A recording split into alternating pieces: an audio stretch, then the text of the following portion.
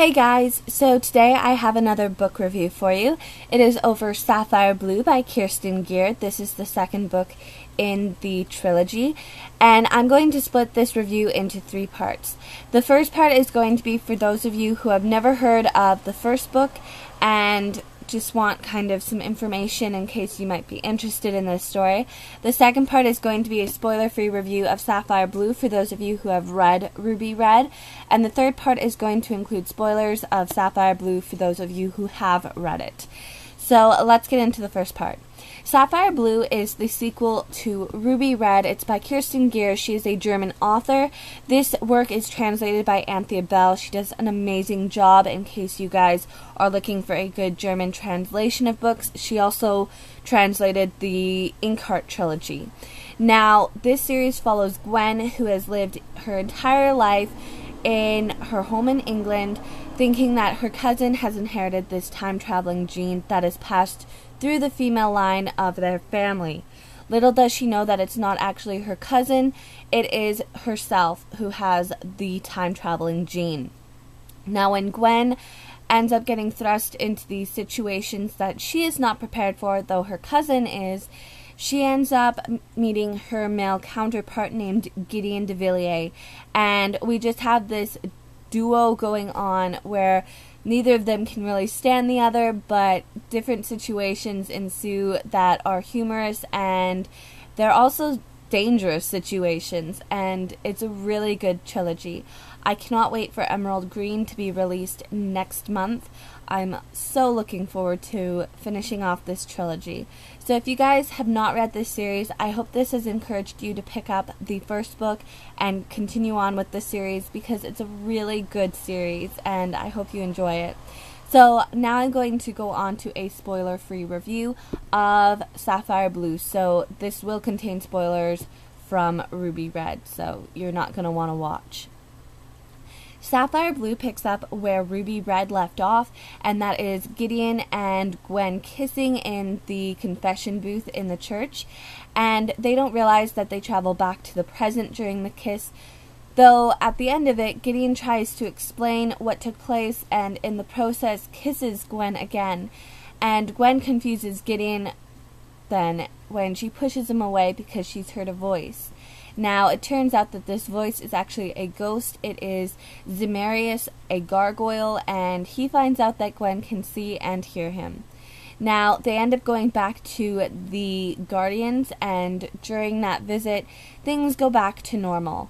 Gideon goes back to his normal self, and Gwen goes back into her normal routine of sleeping, eating, going to school, going back to where the Guardians are, and being transported to a cellar to do her homework by herself. Now, I thought it was really interesting. We meet some new characters in this book.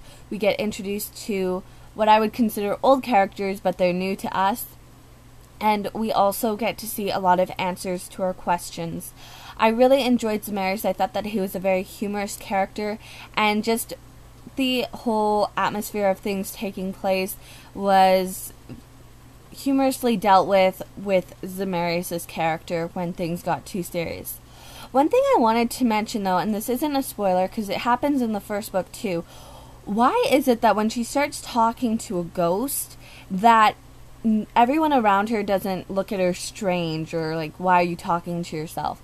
It did happen a couple times where her friend kind of positioned herself so it looked like Gwen was talking to her, though at times she's just sitting there talking to someone and there's other people around and it's like they don't notice it. Anyway, I thought that this was very well handled and the writing is superb. I love how Kerstin Gier can get the epilogue and the prologue and interweave them into the actual story going on in the book. So that is basically what I could say for a spoiler-free review. If you have not read Sapphire Blue, do not watch any further because this is such a good series, you do not want spoilers.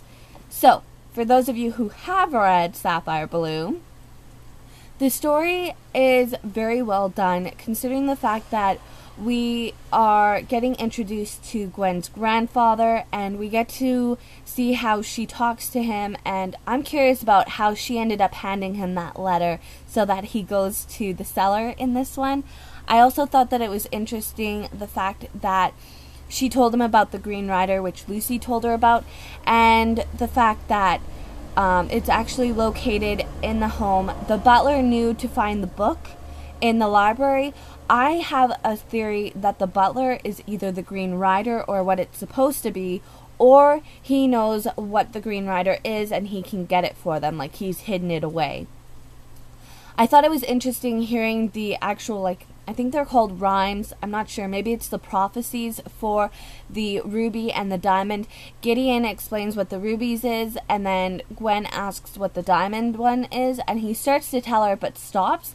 And I was always intrigued by that until I got further on in the book and I saw that the end of the diamond's prophecy is that the ruby red dies.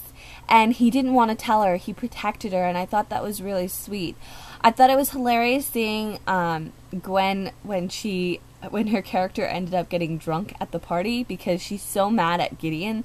I thought that was kind of funny because of the fact that, like, why would you get drunk at a party when there's a lot of older guys who are kind of pervs? It was funny in the moment reading it. Anyway, I thought it was interesting seeing the connection between Gwen and Gideon. I thought it was really sweet. It kept me continuing reading, and I just really liked seeing their development as a couple. I thought that it was interesting the fact that in Gwen's prophecy it stated that she hears dead men singing, and she's talked to ghosts all her life, though she hasn't told anyone that she sees them. And I also thought it was interesting the epilogue actually taking place near the last, like, chapter or two of the actual story, with Gwen and Gideon's characters going to visit the Count.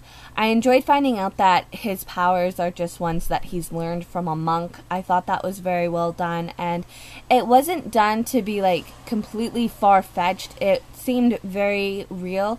The only problem is the fact that wherever you travel from, that's where you are transported to. So if you're in, like, a dining room, you're transported to the dining room that's in that time, and you have to make sure that you're not, like, going to end up partway in a wall. But I thought that for that to take place, the Count would have had to have traveled to China or India, and he'd be able to talk to them. So I'm not sure how that would have taken place in the Count's period, but I think that the author is doing a masterful job interweaving all of the stories that take place in the past and the present and even in the future in this book, because we have certain things taking place later on in the story, though we don't know how they've taken place yet. I'm really excited to see how the author does with Emerald Green, where she closes up the entire story, and I hope that she doesn't disappoint, because I really find that I'm more disappointed with a lot of the series endings than I am, like, excited and happy for them.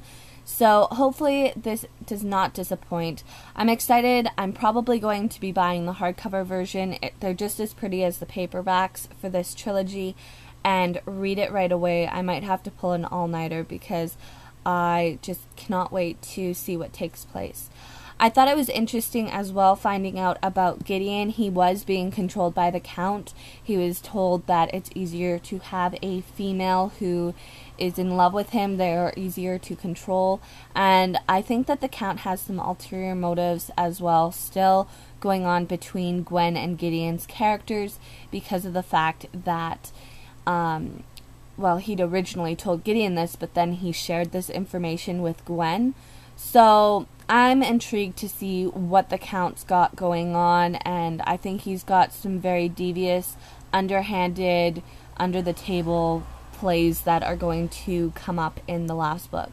So if you guys have anything you want to share, comment down below. I hope this wasn't too long of a video for you guys, and I'll see you next time. Till then, go and pick up a random book and read. Bye, guys.